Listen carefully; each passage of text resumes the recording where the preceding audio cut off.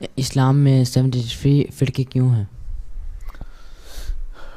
یہ تو اتنے ہی فرقے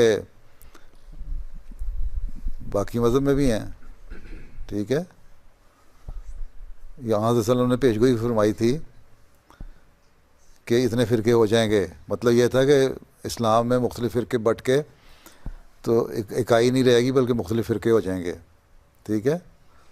72 نہیں 73 اور 70 جو 73 وہاں ہوگا وہ ہوگا جو صحیح راستے پہ ہوگا، اور وہ اس وقت ہوگا بنے گا فرقہ جب مسیح موعود آئیں گے، ٹھیک ہے.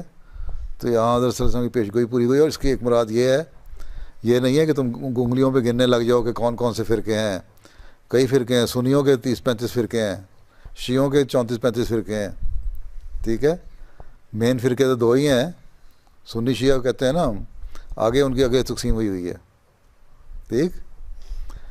تو 73 یہ حضرت صلی اللہ علیہ وسلم کی پیشگوئی پوری ہوئی کہ آخری زمانے میں اتنے فرقے ہوں گے. مطلب یہ تھا کہ اسلام میں تفرقہ پیدا ہو جائے گا، لوگ ایک نہیں رہیں گے، یونٹی نہیں رہے گی، اکائی نہیں رہے گی، ٹھیک ہے.